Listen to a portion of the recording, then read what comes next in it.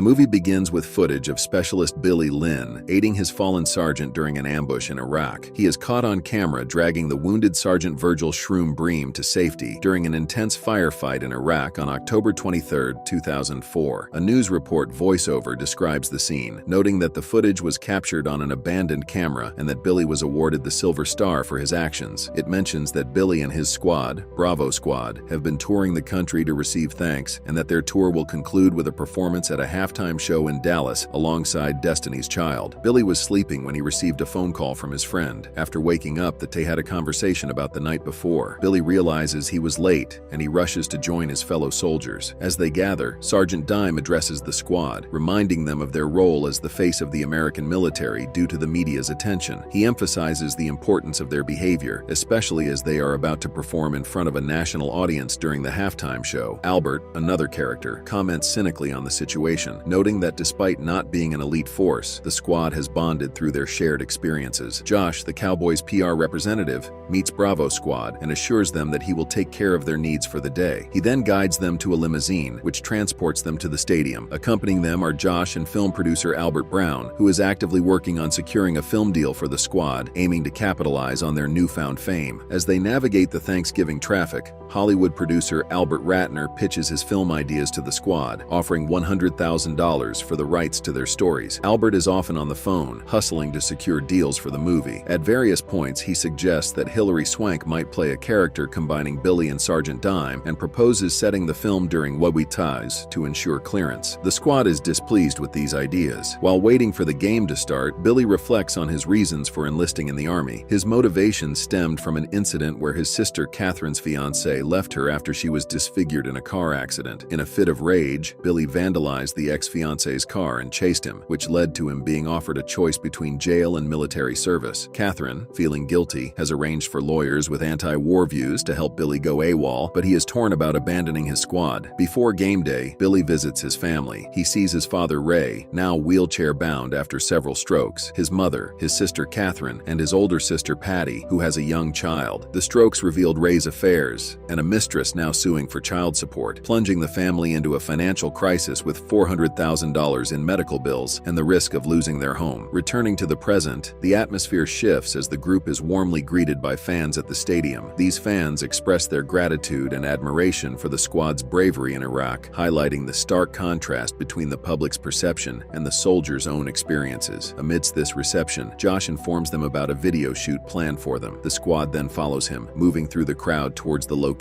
of the shoot, continuing their day of orchestrated public appearances and media engagements. While waiting for Josh to return, the soldiers from Bravo Squad pass the time by playing on the field. Their casual game is interrupted when Norm Oglesby arrives. The soldiers briefly gather around him to exchange greetings before returning to their game. Norm then approaches Billy. Norm acknowledges Billy's service and compares him to legendary figures such as Audie Murphy and the heroes of the Alamo, emphasizing the storied tradition of Texas fighters. He praises Billy's modesty and confirms his hometown, revealing a personal connection to the same area, which helps build a rapport between them. Norm mentions his own background, noting that he started his real estate career near where Billy grew up. As their conversation concludes, an assistant interrupts to inform Norm that everything is ready for the videotaping. With that, Norm departs. During a press conference at the stadium, the spotlight intensifies on Billy Lynn and his squad as they field questions from journalists. Amidst the media engagement, Billy notices Faison, a Cowboys cheerleader, smiling at him. The press conference shifts to a more intense tone when a journalist questions the specifics of Bravo Squad's actions during the battle at Al-Ansakar. The soldiers are asked about their motivations and actions on that day. Billy, credited with quick thinking and bravery, is prompted to describe the events. He admits his memory of the details is hazy, but recalls his primary goal was to rescue Sergeant Bream. He downplays the dramatization of his actions, suggesting that his training automatically kicked in during the crisis. When a journalist highlights the Silver Star citation that mentions Billy engaging in hand-to-hand combat with an insurgent, Billy clarifies that his actions were mostly about returning fire and providing aid. Pressed further about the experience of close combat, Billy underscores that it was a quick and involuntary encounter encounter, not something he had time to reflect on or derive pride from. He concludes by emphasizing that he did what he had to do, underlining the instinctual and survival-driven nature of his actions during the battle. After the press conference, Faison, a Cowboys cheerleader, approaches Billy Lynn. She introduces herself, sharing a connection through their shared hometown background. Their conversation quickly deepens as they discuss their public roles, her as a cheerleader and him as a war hero. Faison talks about the community aspects of her job, while Billy shares a poignant battlefield experience, revealing his spiritual struggles and the complexity of being honored for difficult memories. Faison offers comfort, suggesting their meeting might be divinely intended, which deepens their connection. Then they started kissing. While Norm delivers a speech about the Thanksgiving meal and honors the soldiers, Billy experiences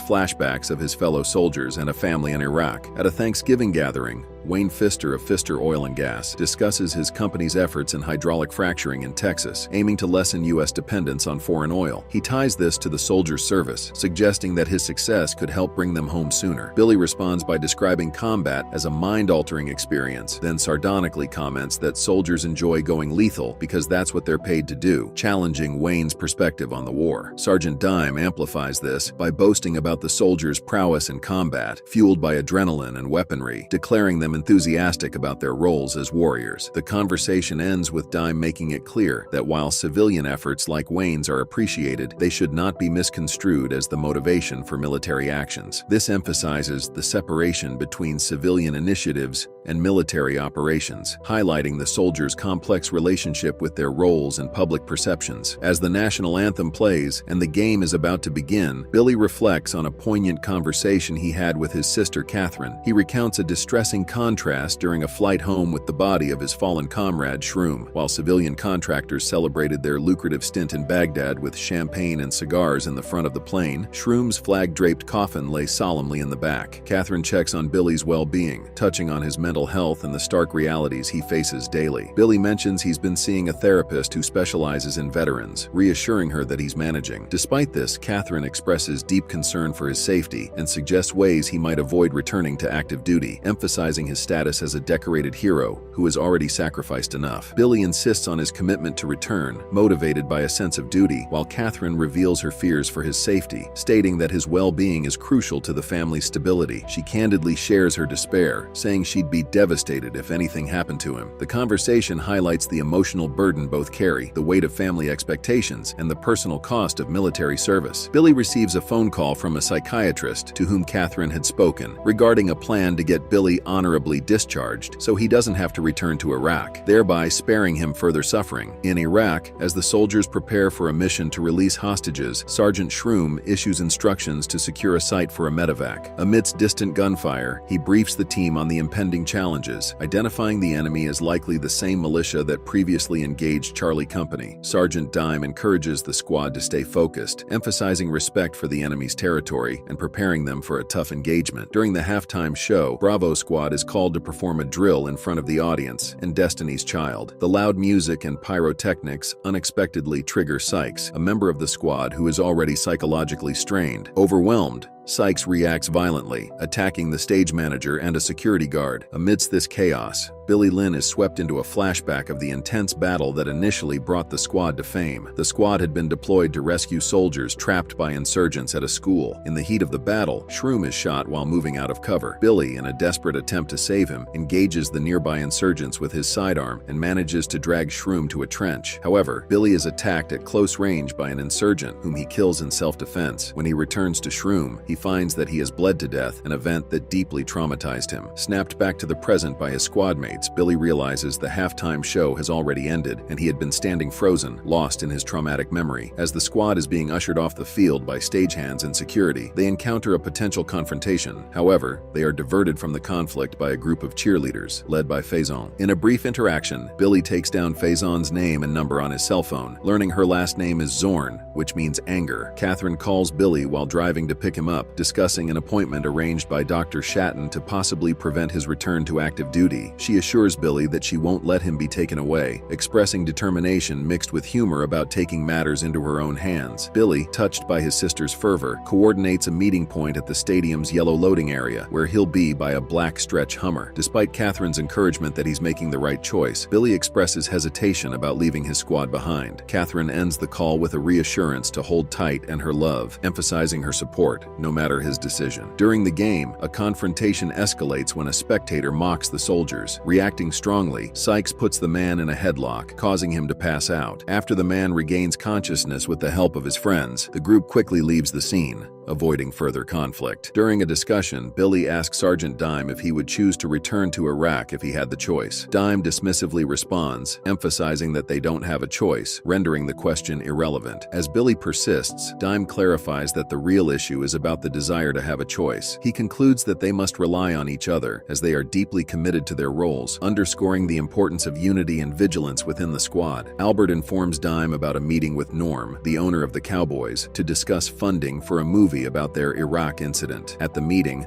Norm offers only $5,500 per squad member, far less than the $100,000 Albert had anticipated. Dime angrily rejects the offer. Despite further conversation, Norm stands firm on his proposal. After rejecting Norm's offer, Dime and Albert step aside for a private talk. Meanwhile, Norm tells Billy that the squad's story now belongs to the American public. Billy, upset, confronts Norm and leaves to join Dime. Albert assures Billy he'll find investors to tell their story properly. As the squad prepares to leave, Billy has a brief encounter with Faison. He expresses a whimsical desire to run away with her, despite his obligation to return to duty. Faison, in a gentle but firm response, reminds him of his commitment to redeploy. Billy acknowledges this with acceptance, and they share a kiss, marking a poignant moment of mutual understanding and farewell. After reuniting with his squad, Billy and the others are suddenly confronted by the same security guards from earlier, sparking a brief altercation that triggers Billy's PTSD. This causes him to experience vivid, surreal flashbacks of war. The situation escalates until a warning gunshot calms the chaos. Just then, Catherine arrives, intending to facilitate Billy's medical discharge. Despite her efforts, Billy insists on redeploying with his squad, driven more by a sense of belonging than duty. Although Catherine is visibly upset, they share a tearful hug after Billy explains his feelings. Returning to the limo,